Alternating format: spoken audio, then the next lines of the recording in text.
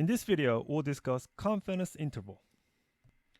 Confidence interval is a tool for estimation. And depending on what we estimate, the way we approach is a little different. So let's talk about, for example, we want to estimate a population mean. Well, before we talk about that, think about this. It is often difficult to know exact population mean. If I want to find population mean, for example, average height of entire state of Florida, it is nearly impossible to get every data, right? So here's the state of Florida. I want to find average height. But since that's not possible, what we do is we find a sample, and from sample, we estimate. Okay? So we want to find population mean, but we can't, so we find a sample mean. But how do we know if the sample mean is good enough? Well, in order to make it more precise, or in order to be have more confidence, we use confidence interval. So let's say a sample height I got was, let's say average height was 68 inches. Well, we cannot say the 68 inches the average height of Florida. That sounds too much of a generalization. So what we do is we find an interval. Well, the average height was between this and this with certain percentage of confidence. So that's why we use confidence interval to estimate a population data parameter, population mean, population proportion, or population standard deviation. In our class, though, we're going to look at estimating the mean and proportion only. So we can estimate mean, population mean, or population proportion. So let's look at some basic definitions. Confidence interval gives range of values that is likely to contain the true value being estimated. So it is a tool. Okay. It is a tool to estimate a certain value, specifically a parameter. So using confidence interval, we estimate value of a parameter. Remember, parameters are values from population, P and P. So we can estimate population mean, proportion, let's call it P, and population standard deviation.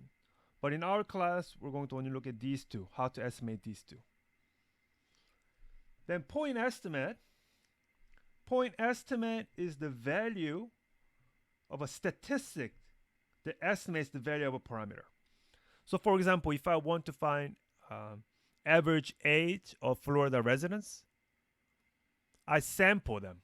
I sample few from each county.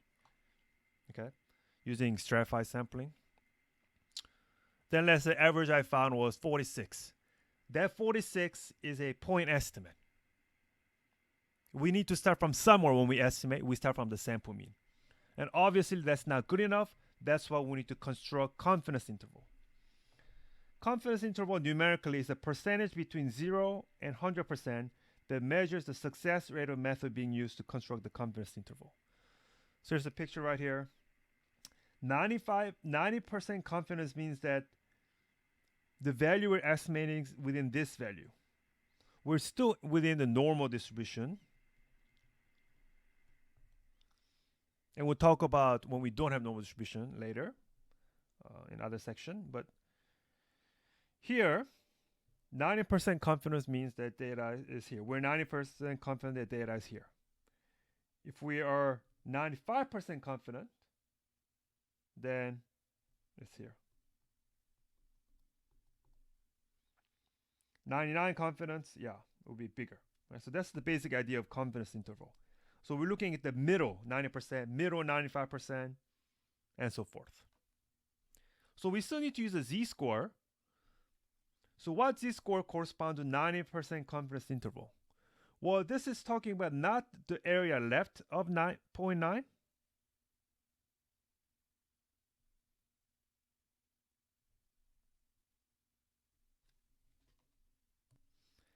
It's referring to the area middle is 0.9.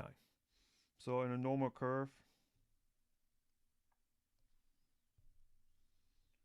we're referring to what z-score here and here gives us area 0.9 in the middle.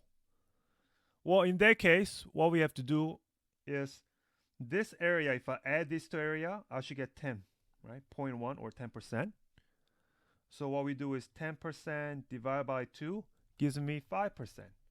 That means that each of this area has to be 0.5. 0.5 here, 0.5 here. So then, using the z table, we can find this z-score and also this z-score. So this will be negative 1.65. This is positive 1.65. Well, positive 1.65, this is referring to area left is 0.95. So then middle area we get 0.9. So we are using the idea of z, but we have to be careful because when we say 90%, just referring to area middle, 90%. Middle. 99.8%. Same idea. What we have to do is we have to do 100 minus 998 gives us 0.2.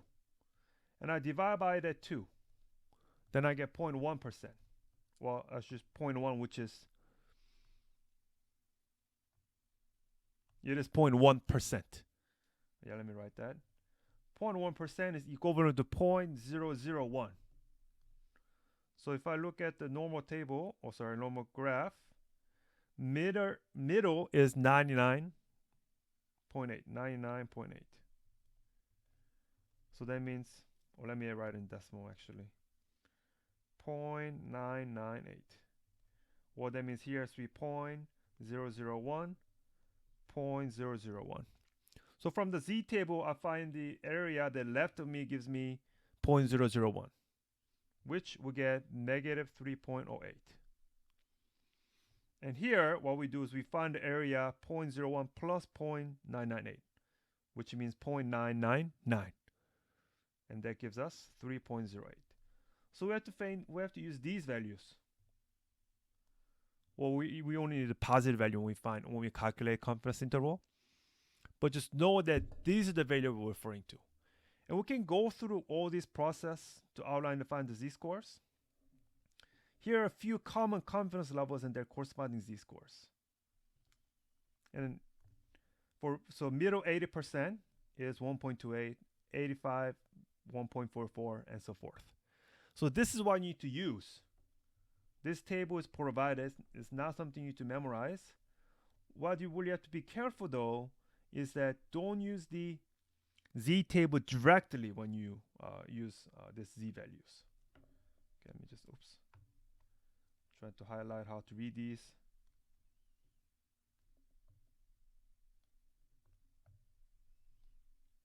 So these are the confidence interval. So if a problem is asking to find 99% confidence interval, we use this z value. If it's asking us to find 90% confidence interval, we use this z value, this critical value. So let's look at one type. Finding confidence interval for a population mean. So we're dealing with the mean. That's the parameter we're trying to estimate. We're trying to estimate mean of some sort. When population standard deviation is known. And this is very important. We have to pay attention to this. It is not always the case that population standard deviation is given or provided. And it matters if it's population standard deviation or sample standard deviation. So let me go to the formula sheet to kind of remind you where we're at. We're in estimation, because confidence interval is used to estimate. Estimation. And we are finding confidence interval for mu, which is population mean. For one sample, we're doing one for now. And when sigma means population standard deviation is known. When this is given, we use this formula to find a margin of error, which I'll describe in a second. Just know that it matters if population standard deviation is given or not given. Not sample. Sample standard deviations can be always calculated. Because we have sample data, we can always find sample size deviation. So that's why it is focused on population standard deviation known or unknown.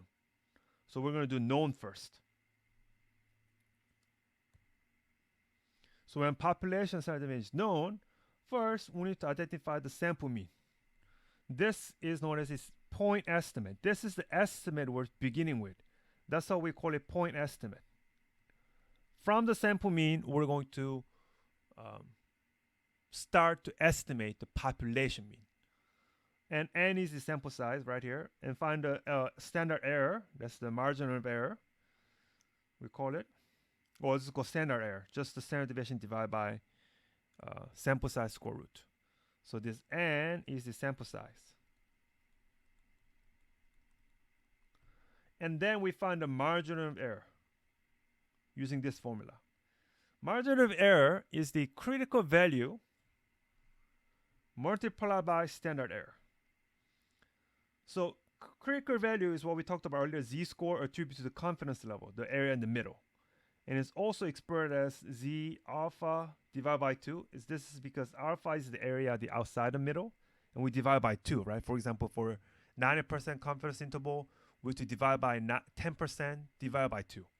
Or we refer to z of c. Those means the same thing. So then the confidence interval is the, look at this, point estimate, sample mean minus margin of error, point estimate, sample mean plus a margin of error. And population mean is in between that range. And we're certain percentage confident that our population mean is between that number. Okay. In general,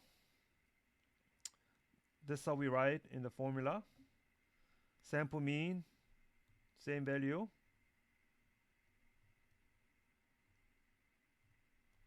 And margin of error formula right here. Multiply these two.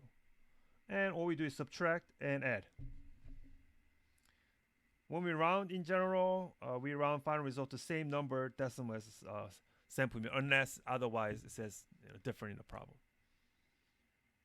So let's look at some examples to how to apply to this problem. Again, let me go back to the formula. The important thing is that we're doing this category right now. Confidence interval for population mean when sample mean, population standard deviation is known. So when you read the problem, you have to pay attention to what's provided and what's not provided. And that's really coming from to read the problem carefully. Here, sample size of n is drawn from the population whose standard deviation is 26. Here, they're referring to sigma, which is population standard deviation. So here, population standard deviation known. So find the margin of error. Let's just practice using these formulas. Find the margin of error, 90% confidence interval for the population mean. So margin of error is the critical value. So we can also refer to the formula. Is this z of c or z alpha divided by 2 is the critical value. Multiplied by standard error, which is the population standard deviation, divided by square root of n. So let me copy this down here.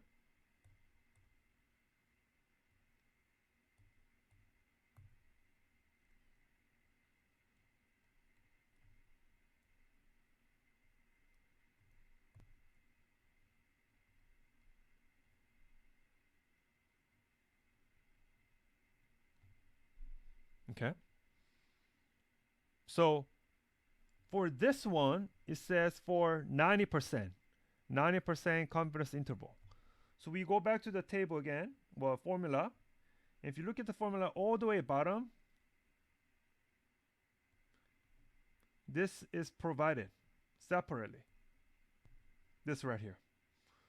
So you need to be aware of using this separate table for critical value. So 90%, so we can use 1.65 for z value. 1.65. So this is 1.65. And this is, again, same thing from this one I was just talking about here, 1.65. So that value we can always find from the table. This values are given, so let me write the next step. Will be 1.65 times 26 divided by, because this is 26 right here. Sample size is 50, square root of 50. So you just type this in your calculator and you get about, let me do about 6.049. That's the margin of error. Okay, so that's the margin of error. And let's look at part B. If sample mean is 62, this is saying that sample mean is 62. So this is the point estimate. Point estimate. So this is an estimate with just 1 point, one number. But again, that's not good enough when we're estimating a population mean. So what we do is from the mean, population mean, we do sample mean minus the margin of error. Let's call it E. Sample mean plus margin of error. Well, we already know the margin of error is this value, 6.049. So for confidence interval for 90% confidence interval for mu, population mean, we do 62 minus margin of error, 62 plus margin of error. Then I get 55,951, 68.049. Okay, so this is the answer for B. So what does this mean? This means we're 90% confident that our population mean is in between these two numbers, between this range. We're 90% confident the population mean is between 55.951 and 68.049. Okay, so just for experiment, let's look at part C. If sample size was 40, would the margin of error be larger or smaller? So in this case, instead of 50 of sample size, we're decreasing the sample size. Well, let's just calculate and compare. Margin of error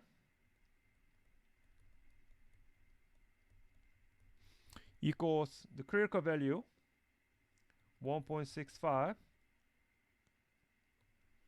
26 over square root of 40. This should give you about 6.763. So you can see it's larger, right? This is larger. And let's try to make sense out of this. Why is it larger? It's larger because we have less sample size. Since our sampling size is smaller, the margin of error will be greater.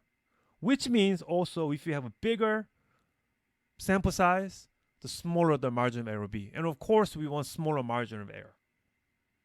Right, so because we want to have this range to be small as possible, if we can, so that we can estimate, we can narrow down the population mean values. So this is a basic structure of a confidence interval problem. We start from the point estimate, and we add and subtract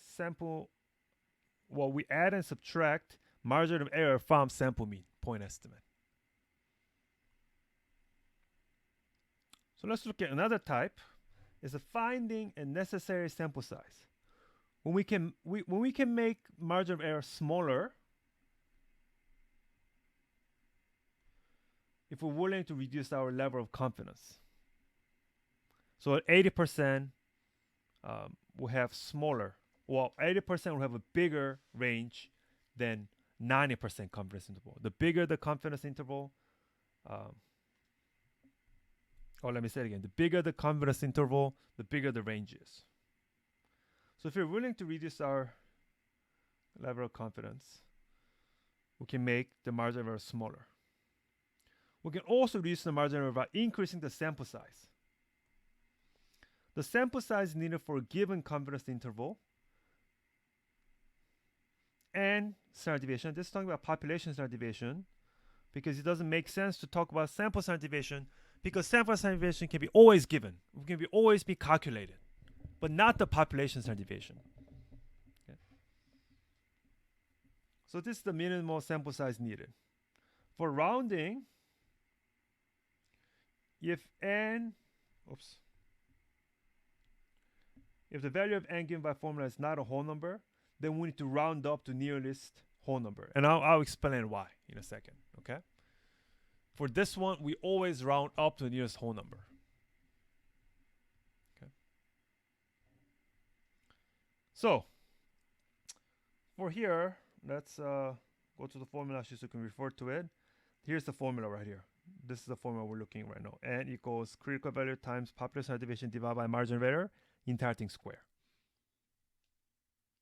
This is when we're dealing with the mean, population mean.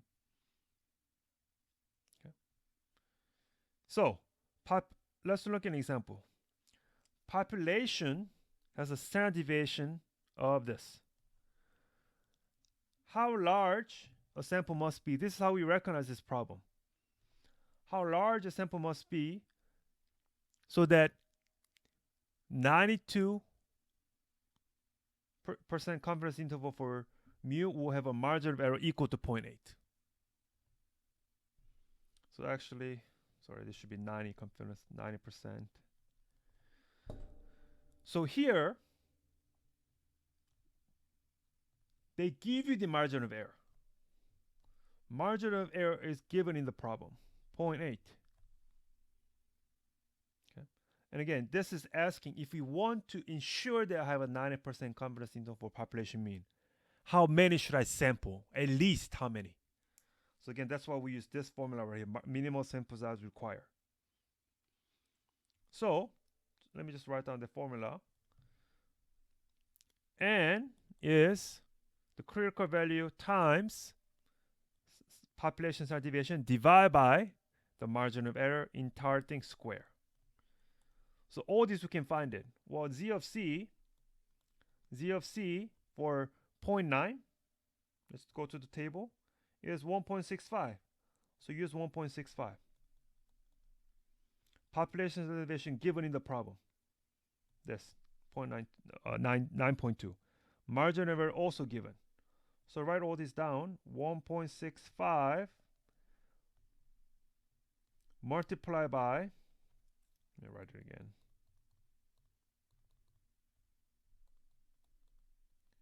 Multiply by 9.2, population standard deviation, divide by a margin of error 0.8, entire thing square.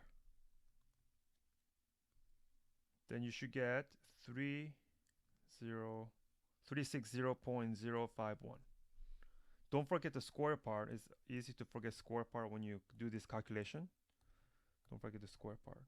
But then for our answer, we need to actually round up. Always round to nearest whole. So the answer to this one should be 361. The reason is because when we're talking about minimal sample size, how large a sample must be.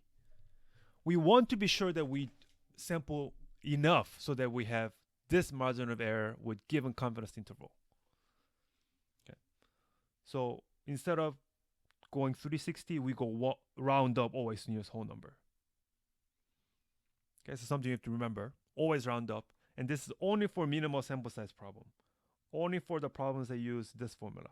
We'll also learn how to use this formula later. But when we use minimal sample size formulas, you must round up to nearest whole number. So if the required margin of error were 1.4, would it be necessary the sample size be larger or smaller? Well, let's just calculate to see. Well, same formula, but now margin of error is bigger. Standard deviation same. Margin of error is different. So let's square it.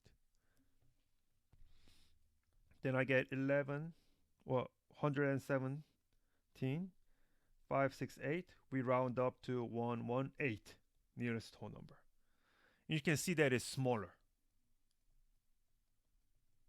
Because margin error is bigger, we need smaller sample size, which also can be translated larger the sample size, the smaller the margin error could be.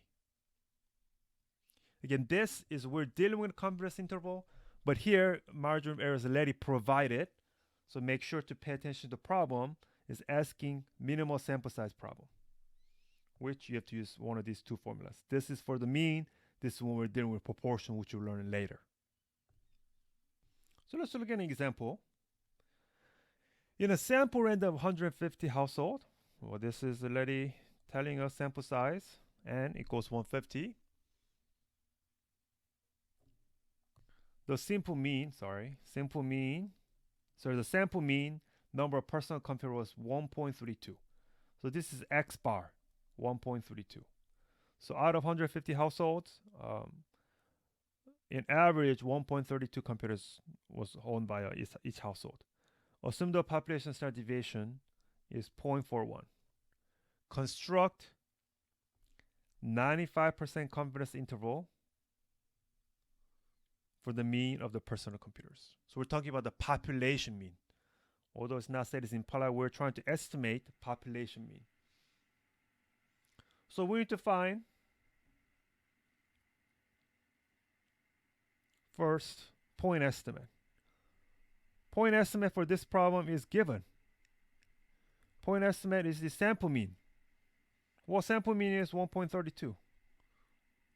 So from this value, we subtract and add margin of error. Well, for margin of error,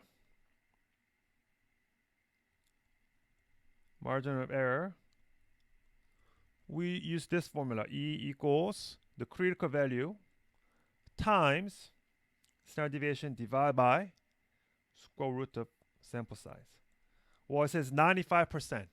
So 95% is critical value is 1.96 for 0.95, 1.96.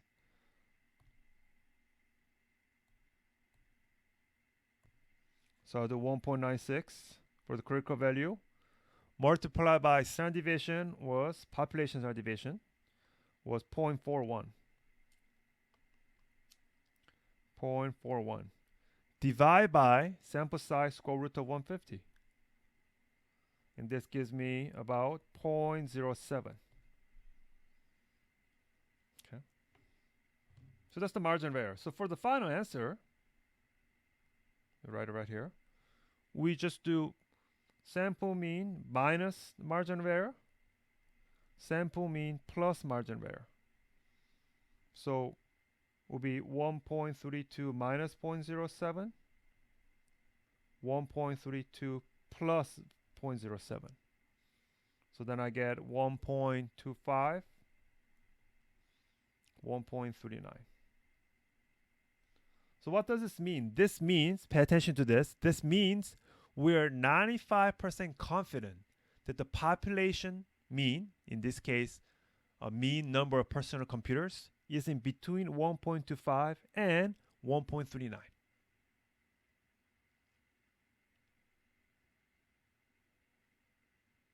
So let's try to talk more about interpretation. Based on this confidence interval from part A, is it likely that the mean number of personal computers is greater than 1.29? Let me actually write down the interpretation of the answer first. So here, we're 95% confidence. Well, 95% was given in the problem. It says use the 95% confidence. The population mean, in this case, number of personal computers between 1.25 and 1.39. So it is likely that it is greater than 1.25 because we're 95% confident. So we can say yes. If it says is it likely that greater than 1.5 or 1.4, for example, then we'll say no because that is bigger than 1.39. So that's how we think about the population mean in terms of estimating, how to interpret confidence interval. Okay. So if the sample size of this problem was 100 rather than 150, would the margin be larger or smaller? Well, we can guess that it would be larger because if you have less sample size, the error would be bigger. But we can also calculate to see margin of error is the critical value of 1.96 in this case, still 95%, 0.41 divided by square root of 100. If you calculate this, you get about 0.08, which is greater than 0.07 here. Okay, so it'll be larger. because smaller the sample size, greater the error is. So we usually want, if it's not a control, the bigger sample size. The bigger the sample size, the more accurate, which means less the margin of error. But how about confidence interval? If the confidence level were 98 rather than 95, would the margin of error be larger or smaller? Let's say the sample size is same, so n is 50. But here, when we calculate margin of error,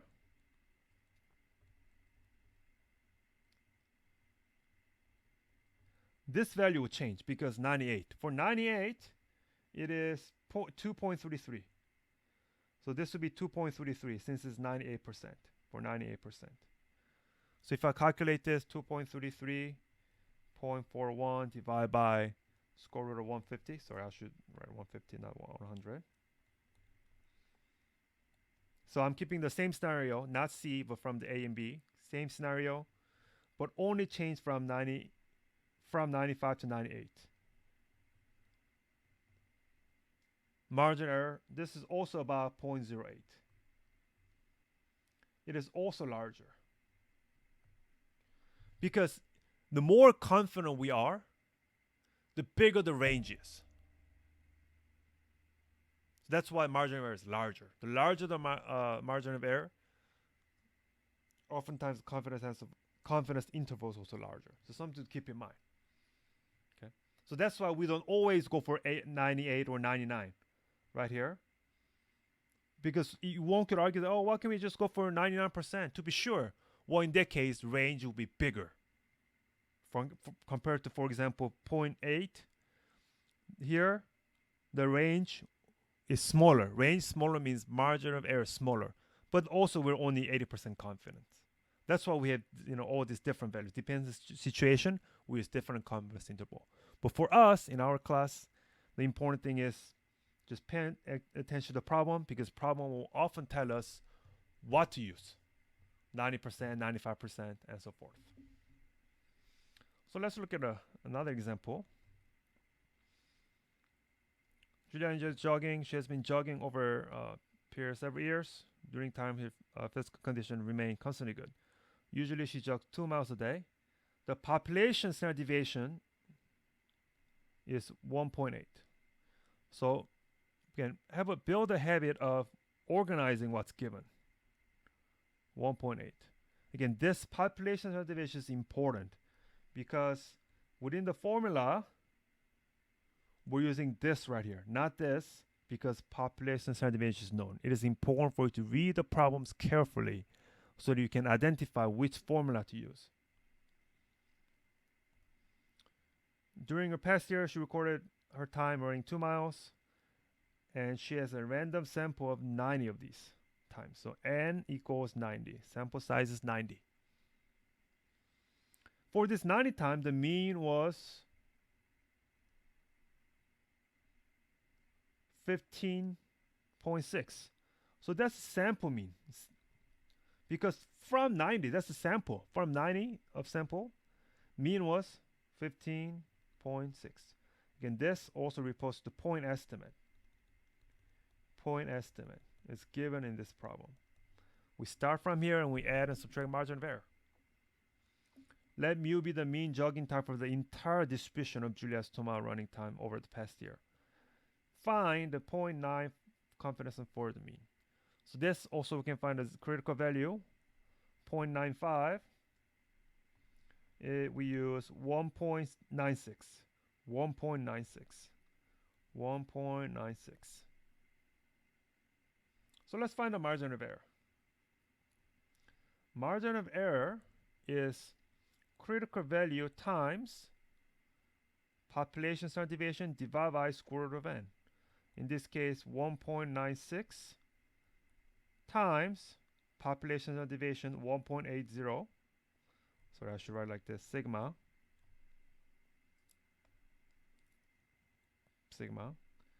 divided by square root of 90. And if you calculate this, you should get 0.3719. Okay, so I'm going to go with the 4 decimals here. 0.3719. So that's the margin of error. Margin of error. So from here, same pattern. For confidence interval is point estimate minus margin of error for the lower bound. For upper bound, point estimate plus margin of error. Well, all these values we calculated now. So sample mean is 15.6 minus margin of error. Lower bound, upper bound is 15.6 plus margin of error.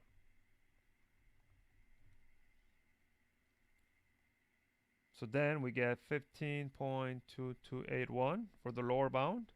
Upper bound we get 15.9719. So this is the confidence interval. What does this mean? Let me write it right here. It means we're 95% confident that the population mean, that's what we're trying to estimate, population mean of Julia's jogging time is between these two numbers, 15.2281 minutes and 15.9719 minutes. So we're estimating population mean. And we always begin with the point estimate. And of course, for population mean, point estimate is the sample mean. So let me summarize this video with right here. For estimation, for confidence interval, for population mean, when population standard deviation is known, we use this formula to find margin of error. So we did this portion up to now.